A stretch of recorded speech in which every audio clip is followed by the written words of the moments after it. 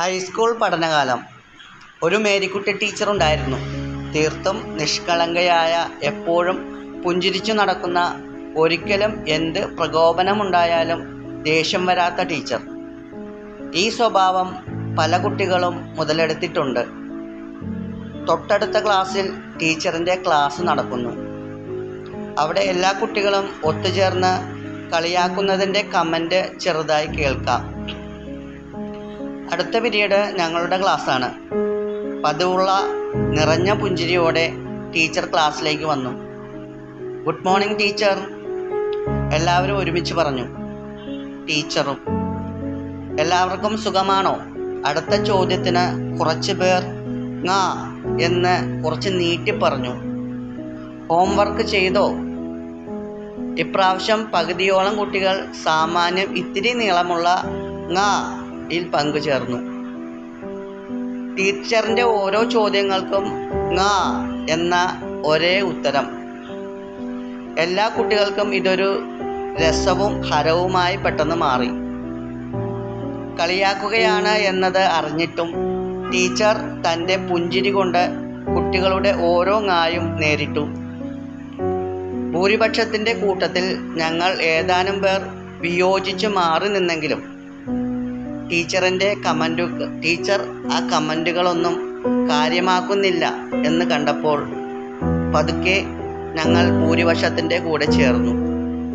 3/4 മണിക്കൂർ പീരീഡിൽ ഏതാണ്ട് 30ഓളം "ങാ" എല്ലാവരും കൂടി ഒരേ സ്വരത്തിൽ പറഞ്ഞിട്ടുണ്ടാകും.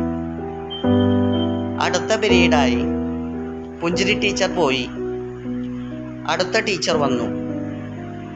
ഞങ്ങളുടെ "ങാ" എന്ന സ്വരം സ്റ്റാഫ് റൂം വരെ എത്തിയിരുന്നു. തൻ്റെ സഹപ്രവർത്തകയോട് സ്നേഹമുള്ള ആ ടീച്ചർ ദേഷ്യത്തോടെ ഞങ്ങളെ ശകാരിച്ചു. ഞാൻ ഉൾപ്പെടെ പലരുടെയും തല കുനിഞ്ഞു. മനസ്സിൽ ഒരു കുറ്റബോധം. കുറച്ച് ദിവസങ്ങൾക്ക് ശേഷം പുഞ്ചിരി ടീച്ചർ ഞാൻ ഒറ്റയ്ക്ക് നിൽക്കുന്ന സമയം നോക്കി ഒരു കവർ തന്നിട്ട് പറഞ്ഞു, "ഇത് വെച്ച് യൂണിഫോമോ മറ്റെന്തെങ്കിലുമോ വാങ്ങിക്കോ." ആത്മാഭിമാനം കൊണ്ട് ഞാനത് നിരസിച്ചു. സാധുകുട്ടിക്ക് വസ്ത്രം വാങ്ങി നൽകാമെന്ന് ഒരു നേർച്ചയുണ്ടായിരുന്നു. അതുകൊണ്ടാണ് "നീ ഇത് വാങ്ങണം." അർഹതയുള്ള വേറെ കുട്ടിക്ക് നൽകാമായിരുന്നില്ലേ എന്ന എൻ്റെ ചോദ്യത്തിന് ഞാൻ തന്നെയാണ് ഏറ്റവും അർഹനായവൻ എന്ന് ടീച്ചർ പറഞ്ഞു.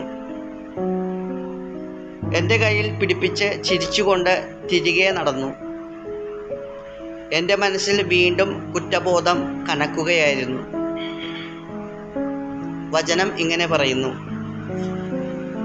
"സ്നേഹിതനെതിരെ നീ സംസാരിച്ചാലും അസ്വസ്ഥനാകേണ്ട, അനുരഞ്ജന സാധ്യതയുണ്ട്." പുഞ്ചിരിച്ചുകൊണ്ടിരിക്കുന്ന മേരിക്കുട്ടി ടീച്ചർ ഇപ്പോഴും മനസ്സിൽ അന്ന് ഒരു സോറി പറയാൻ കഴിയാതെ പോയതിൻ്റെ ദുഃഖവും ഇപ്പോഴും തളം കെട്ടി നിൽക്കുന്നു. അനുരഞ്ജനം നാളത്തേക്ക് മാറ്റിവെക്കരുത്.